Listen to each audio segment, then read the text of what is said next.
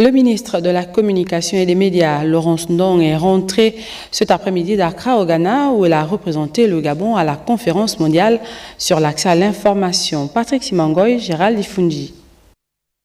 La ville séculaire d'Accra, qui date de 1877, avec ses 2,6 millions d'habitants repartis dans les 5 districts que compte cette belle région métropolitaine d'Afrique, dotée d'une administration politique assurée par le système de gouvernement local, a offert pendant un peu plus de 72 heures son hospitalité aux délégations venues prendre part à la conférence mondiale sur l'accès universel à l'information. Le Gabon, représenté par la ministre de la Communication et des Médias, porte-parole du gouvernement, Laurence Ndong, à la tête d'une importante délégation, y a pris une part active de la table ronde de haut niveau sur l'intégration de l'accès à l'information en passant par les travaux des panels. Laurence Ndong a partagé avec les participants venus d'horizons divers les avancées du Gabon en la matière en une année de transition militaire, la création du groupe d'intérêt économique, la couverture de 33 localités du Gabon en radio, en télévision et Internet, la formation aux médias, la mise en place des programmes visant à réduire la désinformation et les discours de haine, la mise en place du Comité national sur l'éthique et la gouvernance de l'intelligence artificielle. La ministre de la Communication et des Médias a démontré ici à Accra la place de leader qu'occupe notre pays sur les questions précitées. Une loi sur l'accès à l'information est plus qu'envisageable dans notre pays. Il nous faut absolument élaborer une loi sur l'accès à l'information dans notre pays. Donc il y a beaucoup de perspectives qui s'ouvrent à nous, beaucoup d'activités que nous devrons réaliser pour nous arrimer aux standards internationaux en matière d'accès à l'information. Et donc rendez-vous est pris pour l'édition de l'année prochaine et certainement en une année le Gabon aura encore progressé puisque de 2023 à 2024, de septembre 2023 à maintenant, le Gabon est passé de la 94e place à la 56e dans le classement de la lutte, le classement sur la liberté d'expression. Et nous allons encore progresser en nous arrimant aux standards internationaux tels que nous l'avons appris pendant cette conférence mondiale. L'expérience du Gabon en matière d'accès à l'information a été applaudie à Accra. Les ministres de la Communication du Ghana, de la Sierra Leone, de Gambie et de bien d'autres pays qui ont pris la parole ici ont soutenu à juste titre le plaidoyer du Gabon. Au terme d'un séjour fructueux, bien rempli, marqué par des échanges, la ministre de la Communication et des Médias, porte-parole du gouvernement, Laurence Ndong, a regagné Libreville. Et surtout que ces assises d'Accra étaient l'occasion pour le ministre de la Communication de réitérer les avancées, les perspectives de partage de bonnes pratiques et surtout les initiatives en cours en matière d'accès à l'information dans notre pays. Claude Sage-Boussougou-Matumba, Gérald Ifundi.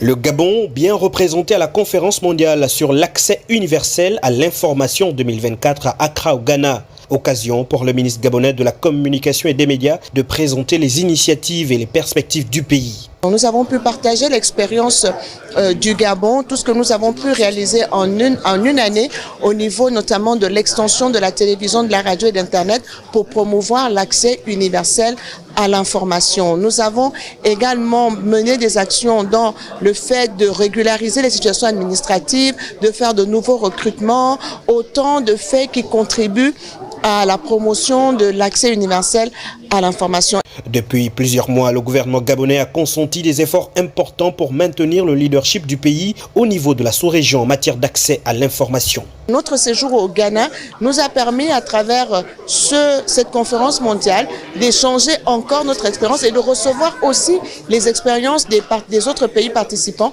Il y a eu un échange de bonnes pratiques et surtout, nous avons été mis au fait des initiatives engagées par l'UNESCO dans le cadre de l'accès à l'information. Et ces initiatives, nous allons y faire adhérer le Gabon parce que le Gabon évolue dans le concert des nations et l'accès à l'information est un droit, un pilier pour la démocratie, permet la lutte contre la corruption, permet de construire l'inclusion dont nous avons tant besoin dans notre pays. Souvenez-vous, à la maison Georges Rawiri, le 28 septembre dernier, la journée mondiale de l'accès universel à l'information a été célébrée pour la première fois au Gabon. L'événement a été placé sous le haut patronage du Premier ministre chef du gouvernement, Raymond Nonsima. Lancement de la première édition du prix Technologie et Innovation Média Dans le secteur des industries extractives au Gabon, c'était au cours d'une rencontre qui a vu la présence des journalistes. Les détails et précisions avec Arnaud Monza et Richard Moubiwa. Inviter les médias à s'impliquer davantage dans le secteur des industries extractives du Gabon. Raison de cet atelier marquant le lancement de la première édition du prix Technologie, Numérique et Innovation Média dans le dit secteur. Le lancement de ce prix est une innovation dans le sens où on va essayer de voir comment travailler avec les médias pour que finalement la visibilité de nos activités et l'implémentation de la norme deviennent quelque chose de beaucoup plus accessible. Un appel à candidature a été lancé pour la soumission de propositions de projets au titre du prix technologique. Le prix est doté d'un montant de 21 millions et chaque catégorie, en fonction donc du travail à produire, a justement une affectation qui est faite.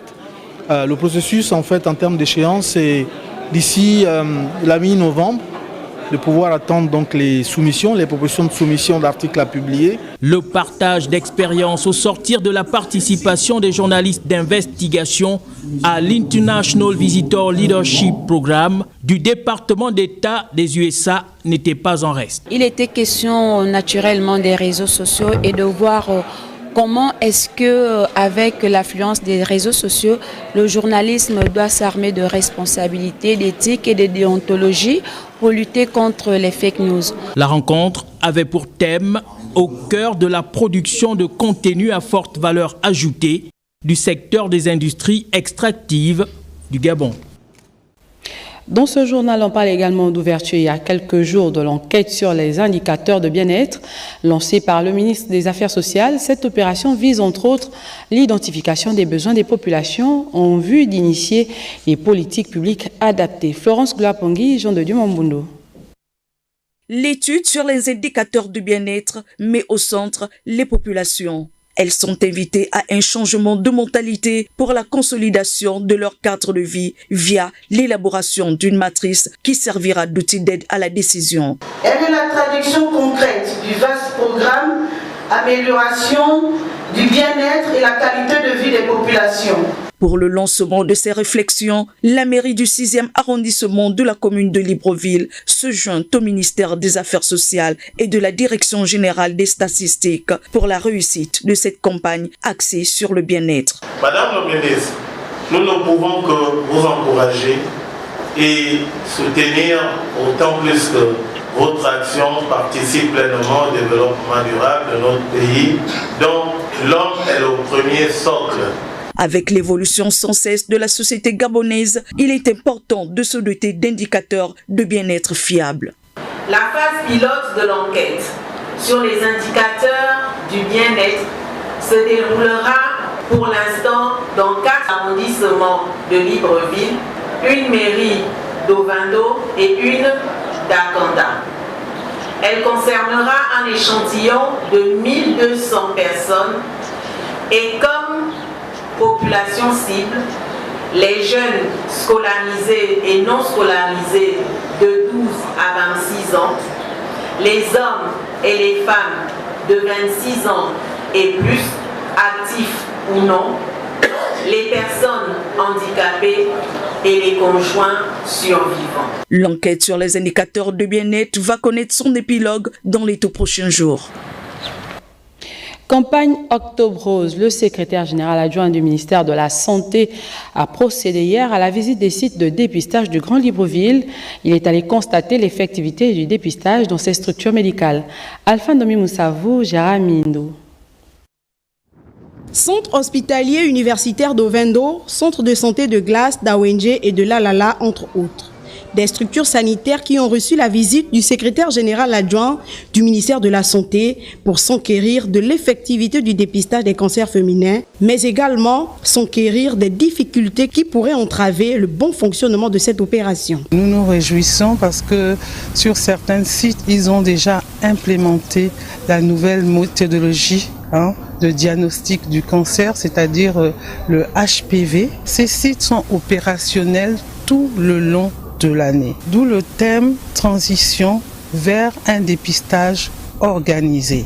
Parce que nous avons constaté souvent les populations viennent en masse uniquement pour le dépistage pour le mois d'octobre. Or, ce dépistage se fait tout le long de l'année et organisé. Pourquoi? Nous allons instituer à chaque femme son mois de dépistage pour qu'elles aient leur carnet génital de santé. Occasion pour le docteur Eyan Obam de revenir sur l'importance du dépistage chez les femmes. La femme, c'est le socle d'une nation.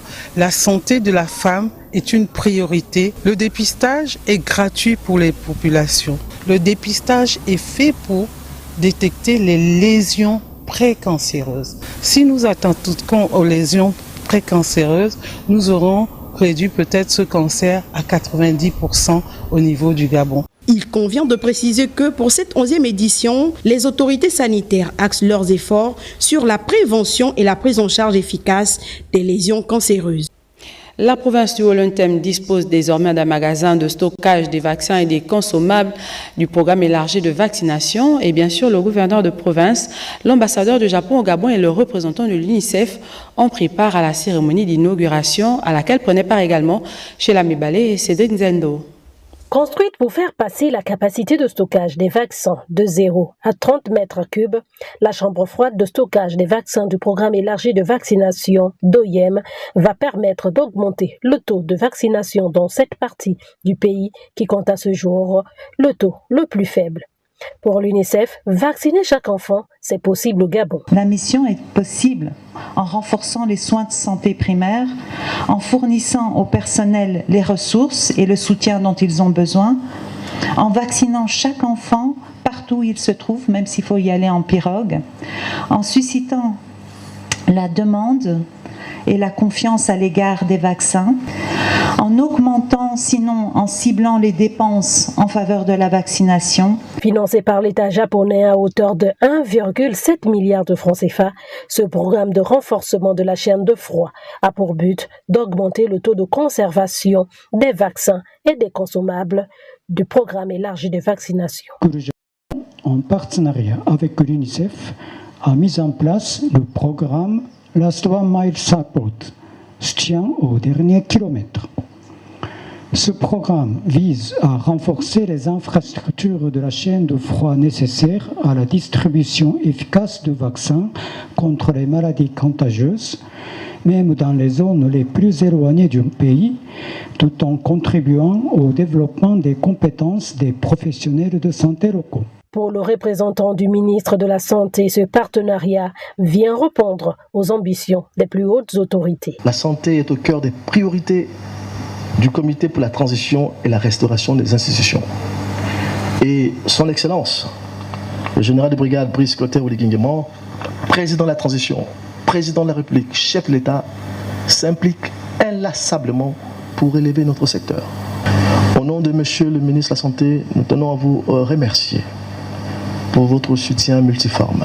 Notons que la livraison de ce magasin de stockage des vaccins dans la province du Haut-Lontem a été remis avec un générateur de secours de 20 kVA et un véhicule frigorifique qui va permettre de servir également la province de Logoi-Vindo.